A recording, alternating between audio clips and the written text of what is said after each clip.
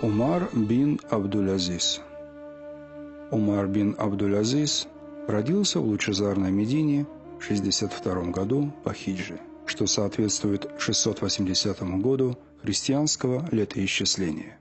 Он был правнуком второго праведного халифа Умара бин Хаттаба и принадлежал к курайшитскому роду амиядов, находившихся в то время у власти халифата. Обучаясь с детства у самых известных ученых, он получает блестящее по тем временам образование. Ему посчастливилось обучаться у таких сподвижников пророка Мухаммада, да благословит его Аллах и приветствует, как Абдуллах бин Умар бин Хаттаб, Анас бин Малик, Абдуллах бин Джафар бин Аби Талиб. Также он получал образование у больших таибинов Саида бин Мусайяба, Урвата бин Зубайра, Салима бин Абдуллаха бин Умара, Убайдуллаха бин Абдуллах бин Утбат и других. Его годовой доход составлял 40 тысяч динаров. Это около 180 килограммов чистого золота. Несмотря на свое огромное состояние, Умар славился скромностью и набожностью. В 26 лет его назначают наместником Медины, Мекки и Таифа. За 6 лет правления Умар проделал гигантскую по своим масштабам работу. Были проложены дороги, созданы каналы и колодцы для сельскохозяйственных работ. Оставив должность наместника, Умар простым солдатом отправляется в составе армии халифата на войну с Византией. В это время Сулейман бин Абдуль-Малик, правитель халифата, чувствуя приближение смерти, намеревается завещать власть своему любимому племяннику. Боясь, что Умар откажется от власти, халиф скрывает от него свое завещание. Приближенные халифа также сохранили все в тайне, дав обет молчания. Когда после смерти халифа Сулеймана при большом стечении народа было оглашено завещание, Умар публично отказывается от власти, однако все присутствующие единогласно присягают новому халифу. Так, неожиданно, Умар становится правителем огромной державы, включающую в себя Аравийский полуостров, Северную Африку, Индию, Среднюю Азию, Иран, Ирак, Северный Китай, Закавказье и Северный Кавказ, Египет, Испанию и юг Франции.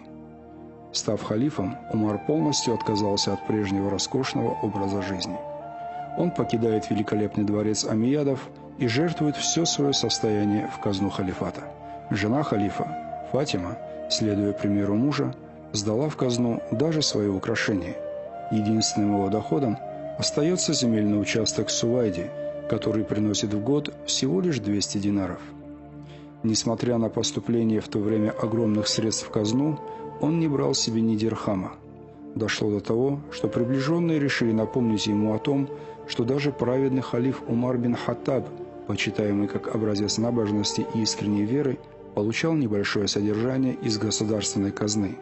На что он возразил, что у Умара бин Хаттаба не было никакого имущества, в то время как у него оно есть. Богатым и изнеженным родственникам халифа пришлось потуже завязать пояса. Доступ к казне был для них уже закрыт навсегда. На строгое, аскетичное отношение Умара к жизни повлияли его тесные отношения с известным ученым, аскетом и суфием того времени Хасан аль-Басри. Они часто общались и вели переписку. Умар советовался с ним, получал от него наставления.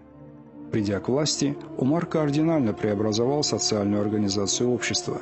Он предоставил подданным право на свободное перемещение, выстроил постоялые дворы для путников, выкопал много колодцев, построил дороги. В результате проведенных им экономических реформ вырос уровень жизни населения. В халифате практически не осталось нищих. Люди жили так хорошо, что затруднялись найти тех, кому нужно было выплачивать закат, обязательный подоходный налог. И тогда его отправляли за пределы халифата. Известен случай, когда отправленный закат в Африку вернули обратно, не найдя нуждающегося в нем. Чтобы искоренить чиновничий произвол, Умар бин Абдуль-Азиз поднял жалование всем государственным чиновникам. Кроме того, во все провинции халифата был разослан указ Умара: кого притеснили, пусть входит ко мне без разрешения. Халиф также вел мудрую экономическую политику, установил четкую ценовую планку, по которой цена на продукты была равной и не было спекуляций. Довольны были и покупатели, и торговцы. При Умаре практически не было тюрем. Когда люди попадали туда по причине своих долгов, халиф платил за них из казны и отпускал бедных. Умар выкупал всех пленных мусульман, которые находились у врагов. Также Умар полностью взял на государственное обеспечение сирот и вдов. Ученые и исследователи были поставлены на полное материальное обеспечение. Научные изыскания не должны отвлекать финансовые проблемы, считал халиф. Умар отстранял с должностей наместников и государственных чиновников, которые правили несправедливо и растрачивали государственные средства. Главная черта, отличавшая халифа Умара от его предшественников, это бережное, доходившее до щепетильности отношение к казне халифата. В этом халиф был похож на своего прадедушку, прославленного Умара бин Хаттаба, ближайшего сподвижника пророка, да благословит его Аллах и приветствует. Жители халифата любили Умара за кроткость характера и справедливое правление. Однажды наместник Хорасана попросил разрешения на применение силы против местного населения, сказав, что их исправит только меч и кнут.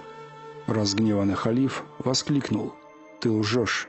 Их исправит только справедливость и истина. Не забывай, Аллах погубит тех, кто бесчинствует». Время правления Умара называют эпохой наибольшего распространения ислама. Жители провинции халифата в массовом порядке принимали ислам. Наместники этих земель, опасаясь уменьшения поступлений налогов в бюджет, предложили Умару сохранить для новообращенных годовой налог джизья с немусульман. Возмущенный халиф пылко возразил: «Аллах отправил Мухаммада, да благословит его Аллах и приветствует, направляющим на прямую стезю, а не сборщиком налогов». Результаты, достигнутые Умаром бин Абдуль-Азизом за короткое время, поражали воображение, всеобщее процветание и благоденствие.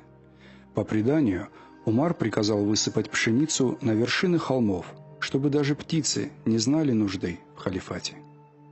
Материальное состояние дошло до того, что однажды Умар захотел меду и спросил жену, есть ли он. Жена сказала, что нет.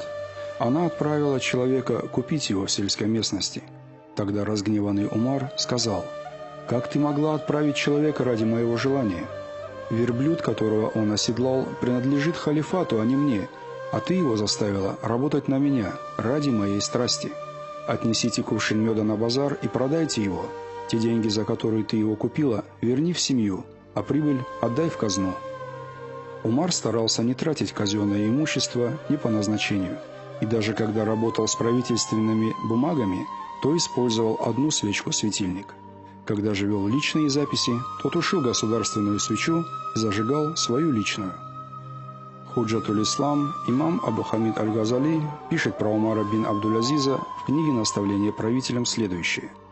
«Был у Умара бин Абдуль-Азиза слуга, который охранял казну мусульман. И было у Умара 3 дочери. В день Арафа они пришли к нему и сказали: в праздник жертвоприношения жены подданных и их дочери обычно приходят к нам и говорят: «Вы дочери правителя правоверных, но мы видим вас в простой, изношенной одежде, ибо нет у вас ничего, кроме тех белых одежд, что вы надеваете». И они расплакались при нем, отчего стеснилась его грудь. Он позвал своего слугу-хранителя и приказал ему: «Дай мне из казны мусульман вперед мое месячное жалование». Умар бин Абдуль-Азиз заранее предупреждал своего подданного поправить, наставить его на верный путь, если вдруг он будет ошибаться. Хранитель ответил: «О правитель правоверных, ты берешь из казны мусульман свое жалование на месяц вперед. Если ты считаешь, что ты проживешь месяц, тогда возьми свое жалование». Умар растерялся и сказал: «Это лучшие твои слова, да благословит тебя Аллах». А потом сказал дочерям: «Сдерживайте свои желания, ибо без усилий никто не войдет в рай». Известно, что Умар по ночам не спал, совершал намазы и читал Коран. Однажды он начал так громко плакать, что проснулась жена и пришла к нему. Она спросила, почему он так громко плачет. Халиф ответил: «Аллах в Коране говорит, что часть людей будет в аду, а другая в раю. Я боюсь оказаться среди тех, которые будут находиться в пламени». Тогда они вдвоем сели и плакали до самого рассвета. Интересно, что при Умаре некоторые арабы стали гордиться своим происхождением. Тогда праведный халиф полностью уничтожил национализм. Он запретил арабам хоть чем-то гордиться перед неарабами. Ведь Аллах сказал, что все верующие братья, а пророк Мухаммад, да благословит его Аллах и приветствует, сказал: Аллах смотрит только на богобоязненность, и люди отличаются лишь по степени своего имана. Однажды халифу сообщили, что в Египте на животных взваливают слишком много груза, и тогда разгневанный правитель приказал, чтобы животным давали отдых и не ставили слишком много тяжестей. У Умара был друг, который торговлей зарабатывал в день 1 дирхам, но однажды заработал 1,5, взвалив на своего осла слишком тяжелый груз. Тогда халиф приказал отнести половину дирхама в казну мусульман, а животному дать 3 дня отдыха. Умар Абдуль-Азиз проводил активную проповедническую политику, поощрял и почитал мусульманских богословов. Но спустя всего лишь 2 года эпоха справедливого правления была неожиданно прервана. В возрасте 40 лет Умар внезапно умирает. По одной из основных версий, халифа отравили его приближенные из рода Омейядов. Строгий пуританский образ жизни халифа, его щепетильное отношение к казне и справедливые реформы явно претили их неуемным и алчным желаниям. Период правления Умара бин Абдуль-Азиза, известного как одного из самых набожных и справедливых правителей за всю историю ислама, иногда сравнивают с эпохой праведных халифов, 4 ближайших сподвижников пророка Мухаммада, да благословит его Аллах и приветствует, правление которых полностью соответствовало божественному порядку. Халиф Умар бин Абдуль-Азиз погиб в Дамаске в месяц Раджаб 101 года по хиджре, что соответствует 720 году по христианскому летоисчислению. Да будет милостив к нему Аллах.